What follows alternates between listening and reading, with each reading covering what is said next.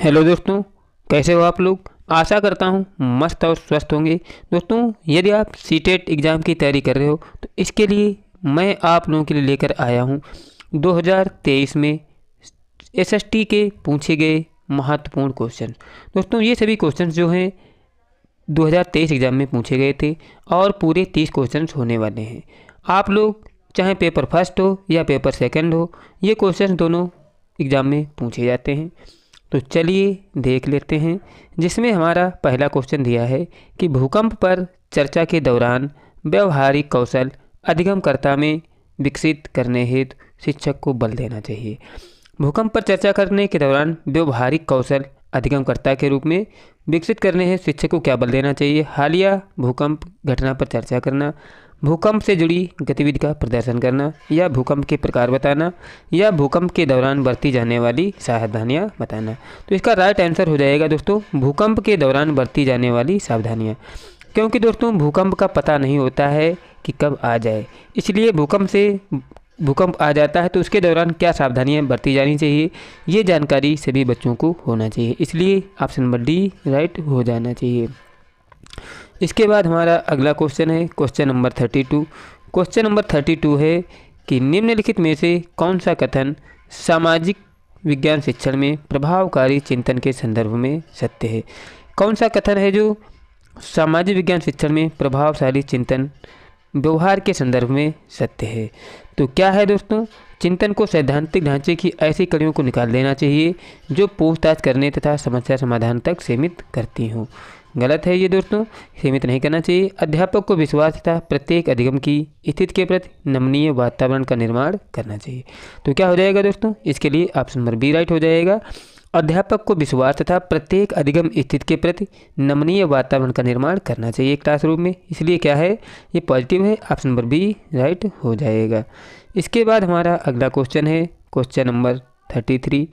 Question number 33 है कि एक चुनाव के दौरान विभिन्न मुद्दों की भूमिका को समझने के लिए आप विद्यार्थियों को निम्न में से सबसे ज़्यादा क्या पूछना पसंद करेंगे।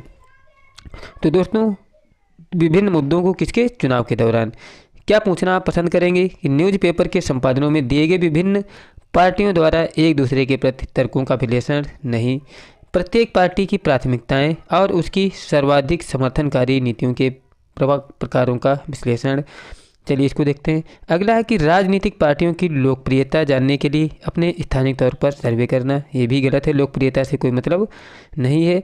अगला है कि विभिन्न पार्टियों के प्रति राष्ट्रीय न्यूज़ चैनलों द्वारा समर्पित क्या है तुलना की विश्लेषण। तो हमको विश्लेषण नहीं करना है, तो इसमें क्या है दोस्तों, ऑप्शन नंबर बी राइट हो जाएगा कि प्रत्येक पार्टी की प्राथमिकता, मतलब उस पार्टी की प्राथमिकता क्या है और उसकी सर्वाधिक समर्थनकारी नीतियों का प्रकार का विश्लेषण।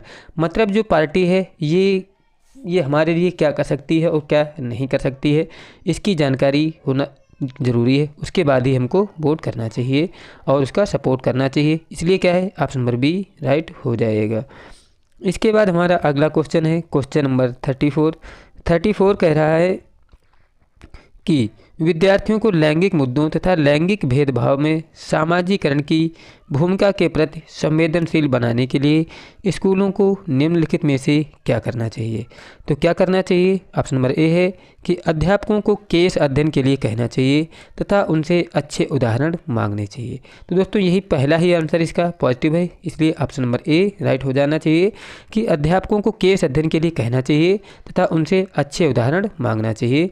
विद्यार्थियों को लैंगिक मुद्दों तथा लैंगिक भेदभाव को सामाजिकरण के प्रति संवेदनशील बनाने के लिए क्या करना चाहिए, अध्यापकों को केस अध्ययन के लिए कहना चाहिए तथा उनसे अच्छे उदाहरण मांगने चाहिए।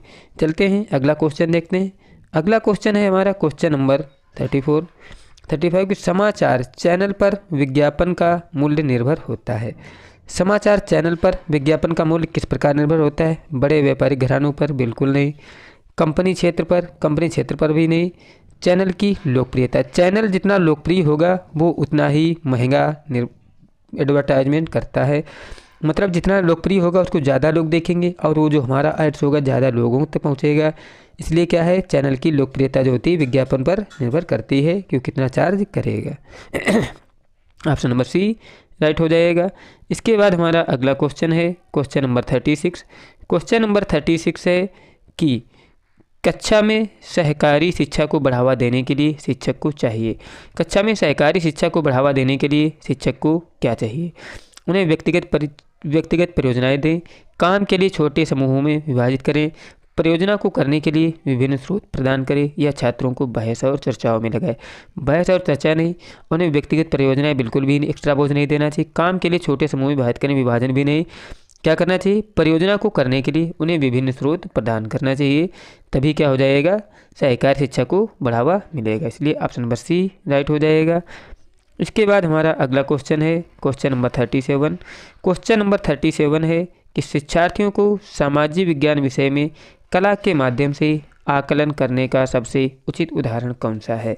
कला के माध्यम से आकलन करने का सबसे उचित उदाहरण कौन सा है? यह एक आनंदमयी मूल्यांकन का तरीका है? बिल्कुल नहीं, आनंदमयी नहीं है। यह एक अवधारणाओं का एक व्यक्तिगत प्रस्तुतिकरण करने का अवसर प्रदान करता है। इसके बाद है कि यह पाठ्य पुस्तक में दर्शाई गई विभिन्न व्यक्तिगत शैलियों के आनंद लेने के लिए? ये भी नहीं है। यह शिक्षार्थियों को चित्रकला की योग्यता में सुधार लाती? बिल्कुल नहीं है। तो ऑप्शन नंबर 20 का राइट हो जाएगा। यह अवधारणाओं को एक व्यक्तिगत प्रस्तुतिकरण करने का क्या करता है? अवसर प्रदान करता है कि किस बच्चे में कितना हुनर है। सामाजिक विज्ञान कला में यही क्या होता है? आकलन का सबसे अच्छा उदाहरण होता है। ऑप्शन नंबर बी राइट हो जाएगा। इसके बाद हमारा अगला क्वेश्चन है क्वेश्चन नंबर 38 कि सामाजिक विज्ञान की कक्षा में समानता पर चर्चा करते समय होना चाहिए कि अधिगमकर्ता के साथ, ये वाला ऑप्शन है कि अधिगमकर्ता के साथ गरिमा से जुड़े मुद्दों को संबोधित करना? बिल्कुल सही बात है। ऑप्शन नंबर बी है कि सभी का सम्मान करने के प्रति अधिगमकर्ता को संवेदनशील बनाना? ये भी राइट है। संविधान में परिलक्षित मूल्यों पर आधारित होना? संविधान में परिलक्षित मूल्यों पर आधारित होना? ये भी बिल्कुल सही है। और डी है कि यह समझना कि हर तरह का अंतर असमानता की तरफ ले जाता है? ऐसा कुछ नहीं है कि असमानता की तरफ ले जाता है। तो ए बी सी तो राइट हैं। तो देखते हैं किस विकल्प में दिए हैं ए बी सी। तो याद रखिएगा इसमें कौन सा है? ऑप्शन नंबर सी राइट हो जाएगा। ए बी सी सही है, डी हमारा क्या है? गलत है। इसके बाद हमारा अगला क्वेश्चन है क्वेश्चन नंबर 39। क्वेश्चन नंबर 39 है कि विद्यार्थियों की विवेचनात्मक होना चाहिए। विद्यार्थियों को विवेचनात्मक होना क्यों सिखाना चाहिए? विद्यार्थियों को विवेचनात्मक होना क्यों सिखाना चाहिए? कि एक रूप समशील दृष्टिकोण की कद्र करने के लिए, कमियों को इंगित करने के लिए एवं लगभग सभी चामा दूरदर्शी होने के लिए, तथा समाज में यथा स्थिति बनाए रखने के लिए? भी नहीं, यह समझने के लिए कि मुद्दे उनकी खुद की ज़िंदगी से कैसे जुड़े हुए हैं। तो ये क्या होता है? विवेचनात्मक में यही हमको सीखने को मिलता है कि यह समझने के लिए कि जो उनके मुद्दे हैं खुद की ज़िंदगी से किस प्रकार जुड़े हैं। तो ऑप्शन नंबर डी राइट हो जाएगा। इसके बाद हमारा अगला क्वेश्चन है क्वेश्चन नंबर 40 है कि राष्ट्रीय शिक्षा नीति NPE 1986 ने निम्नलिखित में से किसके लिए एकीकृत कार्यक्रम विकसित करने का सुझाव दिया था? तो ये तो बेसिक सा क्वेश्चन है कि विकलांग बच्चों को नियमित स्कूल में पढ़ाने के लिए क्या किया था इन्होंने? ये सुझाव दिया था। NPE मतलब राष्ट्रीय शिक्षा नीति 1986 में सुझाव था कि विकलांग बच्चों के नियमित स्कूल में पढ़ने के लिए। दोस्तों अगर आपको ये क्वेश्चन पसंद आ रहे हो तो वीडियो को ज़रूर लाइक करें, चैनल को सब्सक्राइब नहीं किया है तो सब्सक्राइब भी करें। अगला क्वेश्चन है कि सामाजिक विज्ञान बच्चों को क्या करता है? सामाजिक विज्ञान है बच्चों को क्या करता है? स्वतंत्र रूप से चिंतन करने की योग्यता, सामाजिक व्यवहारों का बचाव करने की योग्यता, जेंडर के बारे में, तो जेंडर के बारे में कोई नहीं है, सामाजिक दबाव को झेलने की योग्यता, ये भी बिल्कुल दबाव झेलने की कोई योग्यता नहीं होती। तो क्या है? ऑप्शन नंबर ए राइट हो जाएगा। स्वतंत्र रूप से चिंतन करने की योग्यता होती है सामाजिक विज्ञान इसके लिए? बच्चों के लिए। ऑप्शन नंबर ए राइट हो जाएगा। इसके बाद हमारा अगला क्वेश्चन है क्वेश्चन नंबर 42 है कि सामाजिक विज्ञान की पाठ्य पुस्तकों में मानचित्रों और आरेखों का प्रयोग प्रासंगिक है क्योंकि वे क्या होते हैं दोस्तों? सामाजिक विज्ञान की पाठ्य पुस्तकों में मानचित्रों और आरेखों का प्रयोग प्रासंगिक है क्योंकि वो अवधारणा में नए आयाम को जोड़ते हैं, अवधारणाओं को स्पष्ट करते हैं, विशेषज्ञों द्वारा बनाए जाते हैं, पाठ्य पुस्तक को आकर्षक बनाते हैं। ये तो होगा नहीं क्योंकि आकर्षक होने का कोई मतलब नहीं। क्या होता है ये दोस्तों? ये अवधारणाओं को क्या करते हैं? स्पष्ट करते हैं। इसके बाद हमारा अगला क्वेश्चन है क्वेश्चन नंबर 43 है कि उच्च प्राथमिक स्तर पर भूगोल और अर्थशास्त्र एक साथ निम्नलिखित में से सहायक होते हैं। तो उच्च प्राथमिक स्तर पर भूगोल और अर्थशास्त्र किसके लिए सहायक होते हैं? पर्यावरण संसाधन एवं विकास के मुद्दों के प्रति दृष्टिकोण को विकसित करना। तो यही दोस्तों इसका राइट हो जाएगा ऑप्शन नंबर ए कि यह पर्यावरण संसाधन और विकास के मुद्दों के प्रति दृष्टिकोण को क्या करता है, विकसित करता है। ऑप्शन नंबर ए राइट हो जाएगा। इसके बाद हमारा अगला क्वेश्चन है कि संक्रियात्मक मूल्यांकन निम्नलिखित के लिए अनुप्रयुक्त है। संक्रियात्मक मतलब गुणा भाग वाले के लिए क्या होता है, संक्रियात्मक मतलब किसी कोई संक्रिया होती है जिसे मैथ में ये किया जाता है, तो किसके लिए अनुप्रयुक्त है। तो दोस्तों ये ग्रेड का निर्धारण करने के लिए अनुप्रयुक्त होता है। बाद बाकी विद्यार्थियों के सीखने का सारांशीकरण इसके लिए होता है। प्रस्तावित सत्र के अंतिम मूल्यांकन उसके लिए भी होता है। शिक्षण अधिगम प्रक्रिया के दौरान प्रगति आकलन इसके लिए भी होता है। लेकिन संक्रियात्मक मूल्यांकन में क्या नहीं होता है, ग्रेड का निर्धारण नहीं हो सकता है, इसलिए ऑप्शन नंबर ए राइट हो जाएगा। इसके बाद हमारा अगला क्वेश्चन है क्वेश्चन नंबर 45 है कि रंजन के प्रति समानुभूति के विकास के लिए विद्यार्थियों के साथ किया गया निम्नलिखित में से कौन सा क्रियाकलाप सबसे अधिक उपयुक्त है। तो रंजन के प्रति समानुभूति के विकास के लिए विद्यार्थियों के साथ किया गया निम्नलिखित में से कौन सा क्रियाकलाप सबसे अधिक उपयुक्त है। तो रंजन को सीढ़ियों से ऊपर ले जाने और नीचे ले जाने के लिए विद्यार्थियों को कहना बिल्कुल गलत। व्हील चेयर कैसे उठाएं, ऊपर उठाएं, इस पर विचारावेश, ये भी दोस्तों गलत है। कि एक भूमिका निर्वाह नाटिका का आयोजन करना जिससे विद्यार्थी व्हील चेयर में ले जाने का अनुभव कर सकें। तो दोस्तों एक भूमिका निर्वाह नाटिका का आयोजन करना जिससे विद्यार्थी व्हील चेयर में ले जाने का अनुभव कर सकें, यही दोस्तों क्या है, राइट हो जाएगा। बाद बाकी अन्य विकल्प इसके गलत दिए हुए हैं, ऑप्शन नंबर सी राइट हो जाएगा। क्वेश्चन नंबर 46 है कि ए से ई तक के कथनों पर विचार कीजिए जिसमें टमाटर केचप उपभोक्ता तक पहुंचती है। मतलब जो टमाटर हैं उपभोक्ता तक कैसे पहुंचते हैं, उनको श्रृंखला को आगे पीछे लिखा गया है। तो देखिए सबसे पहले क्या होता है, किसान जो होता है टमाटर का बीज स्थानीय व्यापारी से खरीदता है। पहले नंबर में क्या होगा, बीज खरीदेगा तो बी हो जाएगा। फिर क्या करता है, थोक विक्रेता जो होता है व्यापारी सब्जी मंडी में टमाटरों की क्या लगाता है, बोली लगाता है। तो बी सी है, तो इससे हमको हिसाब लग जाए कि बी सी किसमें दिया है। तो ध्यान रखिएगा बी सी, तो बी सी दोस्तों इसमें दिया है तो पहले बी होगा, फिर सी होगा, फिर उसके बाद डी, फिर डी। इसमें क्रम से लगाना है कि टमाटर पहले बोया जाए, खरीदा जाएगा, फिर क्या होगा, ये इसमें आप लोग लगा सकते हो। इसके बाद अगला क्वेश्चन है क्वेश्चन नंबर 47 है कि एक शिक्षक चाहता है कि उसके सभी विद्यार्थी नगर निगम की उपलब्ध धनराशि के स्रोतों का पता लगाएं। निम्नलिखित में से कौन सी विधि सबसे अधिक विश्वसनीय और उपयुक्त होगी। तो क्या होगी दोस्तों, एक शिक्षक कहते हैं कि विद्यार्थी नगर निगम की उपलब्ध धनराशि के स्रोतों का पता लगाएं। तो इसके लिए क्या होता है कि सरकारी बैंक वेबसाइटों को ढूंढना। ये क्या होता है दोस्तों, नगर निगम की उपलब्ध धनराशि के स्रोतों का पता लगाएगी, कौन सा, सरकारी बैंक वेबसाइटों को ढूंढना। ऑप्शन नंबर बी राइट हो जाएगा। इसके बाद हमारा अगला क्वेश्चन है क्वेश्चन नंबर 48 कि सामाजिक विज्ञान की किसी कक्षा में निम्नलिखित में से कौन सा तरीका यह समझने के लिए उपयुक्त है कि ग्रामीण क्षेत्रों में सर्वाधिक और खुले स्थान तेज़ी से लुप्त हो रहे हैं। दोस्तों ये लुप्त हो रहे हैं किसके अंतर्गत दोस्तों, सामाजिक विज्ञान की किस कक्षा में निम्नलिखित में से कौन सा तरीका यह समझने के लिए उपयुक्त है। कौन सा तरीका, तो दोस्तों सर्वेक्षण परियोजना से ही पता चलता है। किसी क्षेत्र का सर्वे करेंगे तो उससे पता चलेगा कि क्या है कि सार्वजनिक और खुले स्थान तेज़ी से लुप्त हो रहे हैं। इनके कारणों का क्या होगा, पता लगेगा जब हम क्षेत्र में जाकर उनका क्या करेंगे, सर्वेक्षण करेंगे। इसके बाद हमारा अगला क्वेश्चन है क्वेश्चन नंबर 49 है कि सामाजिक विज्ञान शिक्षण का आधार पत्र किस पर बल देता है। सामाजिक विज्ञान शिक्षण का आधार पत्र किस पर बल देता है, विभिन्न मतों का सम्मान करना तथा विचारों व अभ्यासों का परीक्षण करना, याद रखने को प्रोत्साहित करना, सामाजिक पदानुक्रम को स्वीकारना या पाठ्य पुस्तकों का प्रयोग अधिक करना। तो पाठ्य पुस्तकों का प्रयोग ही नहीं है, सामाजिक पदानुक्रमों को स्वीकार करना ये भी नहीं, क्योंकि कोई ज़रूरी नहीं है कि सही हो। याद रखने को प्रोत्साहित करना है, याद करना भी निगेटिव होता है। तो क्या है, विभिन्न मतों का सम्मान करना तब विचारों व अभ्यासों का क्या करना चाहिए, परीक्षण करना चाहिए। तो ऑप्शन नंबर ए राइट हो जाएगा। इसके बाद हमारा अगला क्वेश्चन है क्वेश्चन नंबर 50 है कि विद्यार्थियों को इतिहासकारों के समान सोचने के लिए प्रोत्साहित करने हेतु निम्नलिखित में से कौन सी विधि सर्वाधिक उपयुक्त है। विद्यार्थियों के इतिहासकारों के समान सोचने के लिए प्रोत्साहित करने हेतु कौन सी विधि सर्वाधिक उपयुक्त है, परियोजना विधि या स्रोत विधि या कहानी सुनाने वाली विधि या पूछताछ विधि। तो क्या होती है दोस्तों, स्रोत विधि जो होती है प्रोत्साहित करने के लिए सर्वाधिक उपयुक्त विधि होती है। किसी चीज़ का स्रोत पता करना जरूरी है कि मतलब ये कहाँ से शुरू हुई और कैसे शुरू हुई है। अगला क्वेश्चन है कि निम्नलिखित में से कौन सा तथ्य भारत के उत्तरी भागों में गांव प्रमुख भोजक का के रूप में सत्य नहीं है। कौन सा कथन है जो उत्तरी भागों में गांव प्रमुख भोजक के रूप में सत्य नहीं है?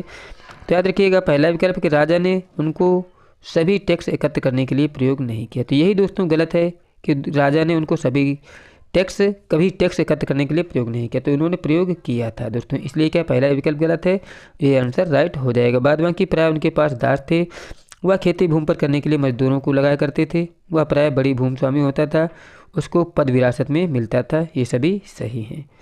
इसके बाद हमारा अगला क्वेश्चन है क्वेश्चन नंबर 52 है कि निम्नलिखित में से कौन सी नीति सामाजिक न्याय को प्रोत्साहित करती है? कौन सी जो है सामाजिक नीति को प्रोत्साहित करती है? ऑप्शन नंबर ए है कि सरकारी नौकरियों में सूचीगत दलित जाति के उम्मीदवार को आरक्षण देना, बिल्कुल सही बात है। न्यूनतम मेहनताना कानून पारित करना, मतलब किसी कार्य को करने के लिए उसका फिक्स कर देना चाहिए कि आपको 200 रुपये मिलेगा, ये हर सीजन पर मिलेगा, मतलब ये नहीं है कि काम होगा तो ज़्यादा मिलेगा, काम नहीं होगा तो नहीं मिलेगा। तो क्या है, न्यूनतम मेहनताना कानून पारित होना चाहिए, इसलिए क्या है ऑप्शन नंबर बी मतलब ए राइट हो जाएगा, ए और बी दोनों राइट हैं। इसके बाद हमारा अगला क्वेश्चन है क्वेश्चन नंबर 53 कि दुनिया की सबसे लंबी पर्वत श्रृंखला कौन सी है? तो दुनिया की सबसे लंबी पर्वत श्रृंखला कौन सी, सबको पता है, एंडीज जो है दुनिया की सबसे लंबी पर्वत श्रृंखला है। इसके बाद हमारा अगला क्वेश्चन है कि पित्रा ड्यूरा था या थी? पित्रा ड्यूरा दोस्तों क्या थी? दोस्तों याद रखिएगा पित्रा ड्यूरा जो थी एक भवनों को सजाने की शैली थी पित्रा ड्यूरा, तो ऑप्शन नंबर सी इसका राइट हो जाएगा। इसके बाद हमारा अगला क्वेश्चन है क्वेश्चन नंबर 55 के निम्न में से ऊर्जा के परंपरागत स्रोत के समूह का चयन कीजिए। परंपरागत स्रोत कौन से हैं दोस्तों? देख के पता चल रहा है कि खनिज तेल, प्राकृतिक गैस और ईंधन। खनिज तेल, प्राकृतिक गैस और ईंधन कैसे हैं दोस्तों? ये परंपरागत स्रोत हैं, ऑप्शन नंबर सी राइट हो जाएगा।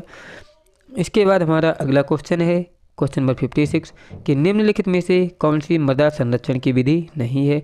कौन सी है मृदा संरक्षण की विधि नहीं है? जैविक खाद, मृदा अपर्दन या कीटनाशक रसायन या फसल चक्र। तो दोस्तों मृदा संरक्षण की ये एक विधि नहीं, वो है दोस्तों कीटनाशक रसायन, ये मृदा संरक्षण की कोई विधि नहीं। बाद में कि जैविक खाद होती है, मृदा अपर्दन रोकना ये भी होता है, फसल चक्र ये भी होता है। कीटनाशक रसायन जो होते हैं मृदा संरक्षण की विधि में नहीं आता है।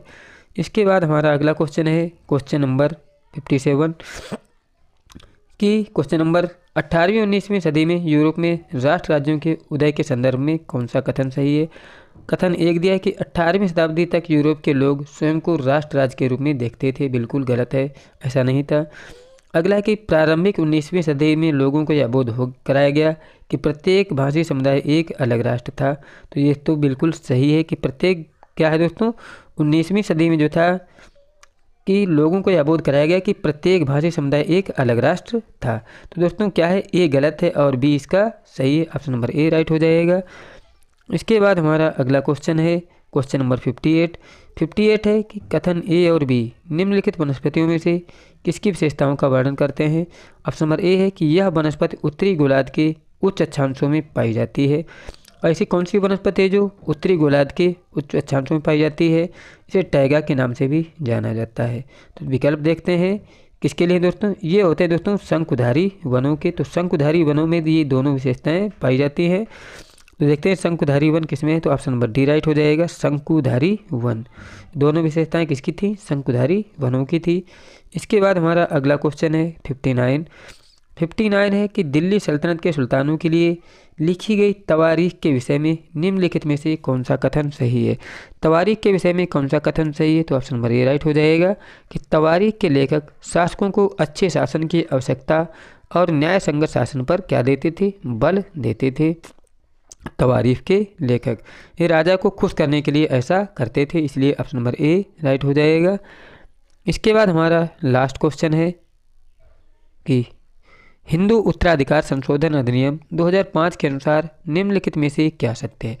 तो हिंदू उत्तराधिकार के अधिनियम के अंतर्गत 2005 में क्या कहा गया था कि पुत्र पुत्रियों और उनकी माताओं को पारिवारिक संपत्ति में बराबर का हिस्सा होता है। तो ये दोस्तों कहा गया था अधिनियम 2005 में।